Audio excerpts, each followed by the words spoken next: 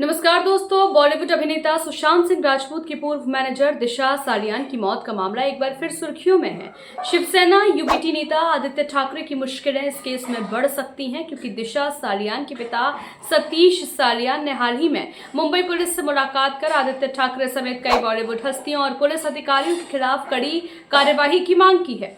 इस मुलाकात में उन्होंने साफ तौर पर कहा कि इस मामले में गैंगरेप और हत्या की एफआईआर दर्ज की जानी चाहिए। उनके वकील ने बताया कि मंगलवार को इस संबंध में एक नई एफआईआर दर्ज करने की प्रक्रिया शुरू करने की बात कही गई है। समाचार एजेंसी पीटीआई की रिपोर्ट के मुताबिक सतीश सालियान के वकील ने बॉम्बे हाई कोर्ट के निर्देशों का हवाला देते हुए कहा कि लिखित शिकायत को ही एफआईआर माना जाना चाहिए और इसी आधार पर उन्होंने आदित्य ठाकरे, अभिनेता सूरज पंचौली, डिनो मोरिया और आदित्य ठाकरे के बॉडीगार्ड के खिलाफ मामला दर्ज करने की अपील की है। इतना ही नहीं, उन्होंने यह भी दावा किया कि इस मामले में आदित्य ठाकरे मुख्य आरोपी हैं और उनके खिलाफ कड़ी कार्यवाही होनी चाहिए।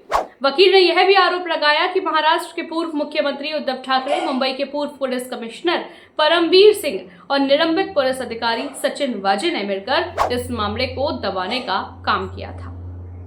उनका कहना है कि यह एक हाई प्रोफाइल मामला है जिसमें कई बड़े नाम शामिल हैं और इसके पीछे की सच्चाई को सामने लाने की जरूरत है। दिशा सालियान का केस शुरुआत से ही विवादों में रहा है। 8 जून 2020 को मुंबई के मलाड इलाके में स्थित एक हाई राइज बिल्डिंग से गिरकर उनकी मौत हुई थी, लेकिन यह आज तक साफ नहीं हो पाया कि यह आत्महत्या थी या उनकी हत्या की गई थी। कई रिपोर्ट्स में दावा किया गया है कि दिशा की मौत एक दुर्घटना थी, जबकि कुछ लोगों का कहना है कि यह एक सोची समझी साजिश थी।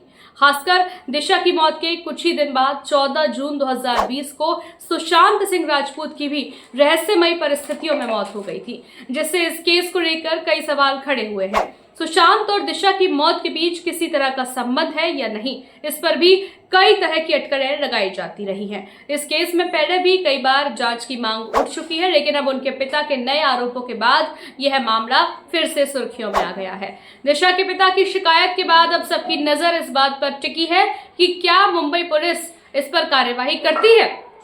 अगर एफआईआर दर्ज होती है तो यह आदित्य ठाकरे समेत अन्य आरोपियों के लिए एक बड़ा झटका साबित हो सकता है। इस मामले पर राजनीतिक हलकों में भी चर्चाएं तेज हो गई हैं क्योंकि आदित्य ठाकरे का नाम पहले भी इस केस से जोड़ा जाता रहा है, लेकिन उन्होंने हमेशा इससे इनकार किया है।